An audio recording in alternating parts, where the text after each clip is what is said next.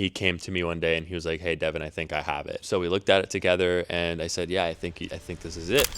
What up? I'm Jonah. I co-directed the One Dream Still Driving campaign for Thousand Oaks Toyota. Hey, I'm Devin Alpanian and I co-directed One Dream Still Driving. Hey, I'm Miles Salzi. I'm the producer on One Dream Still Driving. This project really allowed us to open up what we thought was possible and do some of the things that we've always wanted to do, but weren't able to. There was a mutual understanding between the three of us of how can we make this project the best one yet, and how can it feel like the biggest. The shoot was 3 days long. We had an interview day at first, and then we had a dealership day where we staged all the vintage dealership stuff. And the third day was our fun day with the farm and dealership location prior to renovation. Thursday afternoon was really just kind of B-roll, and we got great moments with like the people who clean the cars and putting their arms over their shoulders and just making it feel really family oriented, which it again totally is. Friday, doing more of the like staged B-roll pieces. Major shout out to Salzi for like casting such interesting like background and extras, and of course helping with casting in general. Yeah, so on this project, we got to work with the amazing Kasha Sarek for the first time. First time we got to work with a casting director. Typically between, Jonah, Dev, and I, we do a lot of the casting internally, but it was really cool to be able to open that process up a little bit. We just had such a fun little family that was sort of our like vintage crew that was supposed to be kind of back in the 70s. Mason and Alex lit like this beautiful little area that felt dreamy, and it was such a great way to start the morning. And this guy, Rave, he just like was spitballing stuff and throwing things out the wall, and the whole little family was just so tight and cool. And then, we moved on to some fun shots of like a little bit of like that vintage crew walking in with Mr. B. Now Mr. B is like all in a suit, and he's left the farm. He's left the building and the welding of the freaking dealership. And now he's like, I'm putting on my suit. We did that great shot of like what felt basically like a full 360 Dana Dolly kind of shot, which honestly kind of sprang up pretty quickly. I had like my own short shot list of things that I wanted to get that day. And after we shot a couple things, I was like, I think my ideas are kind of boring. Like I kind of want to just try something different. And so we all just kind of like huddled together and thought about like a different visual piece that I thought would be super stylistic, and it's really cool. And then Friday, one of the coolest moments I think of my whole time as a producer and director, we had like every single person that works at Thousand Oaks Toyota come outside. So it was like 130 people just all outside with our lead actress like right there, and she was just delivering this line to camera, and then everyone kind of does like a little cheer at the end as we like jib backwards. We had an Inspire 3, which is a drone that takes two people to operate. One person flies the drone, the other person operates the camera. That allows you to make moves that you can't do on any traditional drone. To just see that drone shot, it didn't play out exactly how we envisioned it to, but it turned out even better. The whole thing, it was just so great. Like I was kind of like one of those like, how is this all working so well moments, because anyone that's in film knows that like things don't always go to plan, and like you kind of have to like tweak with stuff all the time. But it was just a perfect day. Yeah, we had this like really interesting mix of actual Thousand Oaks Toyota employees that were acting in our narrative piece as well, alongside of talent that we casted. And I think it ultimately made the project super authentic, and it was a really like unique experience for the crew, and definitely like Jonah and Dev being able to direct non-actors alongside with actors, which makes things super fun. Some of our major challenges on our farm day it started with a 4 a.m. call time. 4 a.m. Saturday morning. There's wind. But it was the kind of wind that when it picks up some sand that it feels like you're getting pelted by BBs.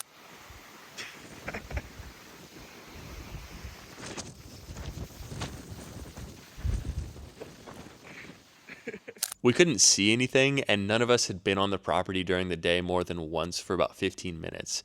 And that was 2 out of 14 of us who had been there before. So we were all trying to navigate this place for the first time in the dark, 60-mile-per-hour winds.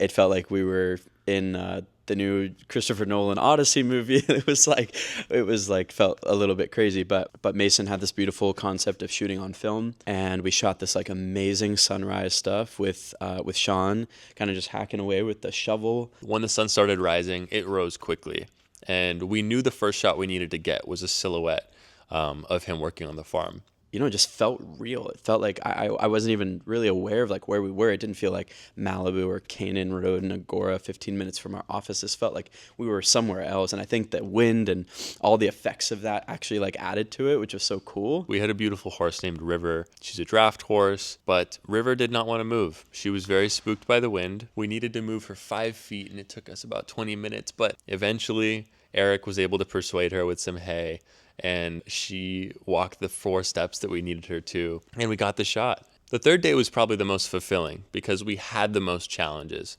and working through challenges is what ultimately makes a project, I think. And then the rest of that day was just, we got this amazing locked off tractor shot, which was so cool.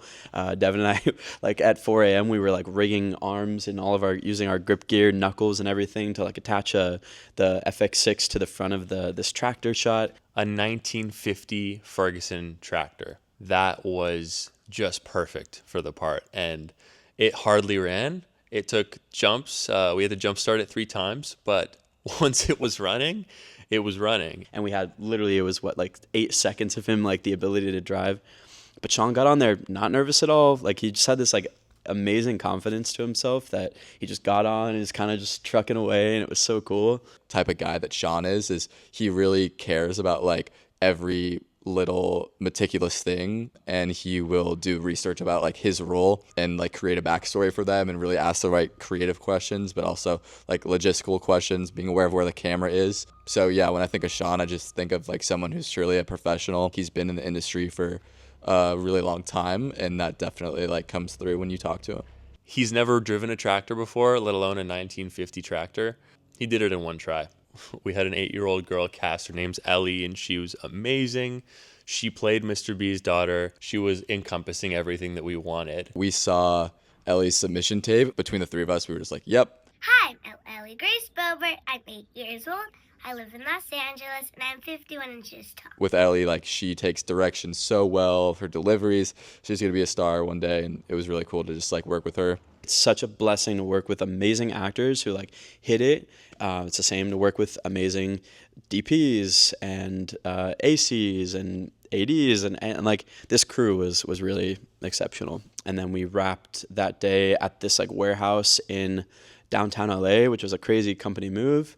And it was just this massive open space, and it really felt like we did one shot where Sean was kind of like circling around and kind of just like looking at this space, and it was one of the first times where I was like, well, this feels really real, because I felt it for him the same way that I always say to people that come here. Like when Dev brought me to this studio for the first time, I was standing like right at the edge, and I just wept, and I was like, we've made it. And I felt like that was the exact same thing that Sean felt, of being like, wow, like this is going to be the thing. And Mr. B spent every day of his life at this dealership, and they said that until maybe the last week of his life, he was there, and they were helping him down the stairs, and he came with his newspaper every day.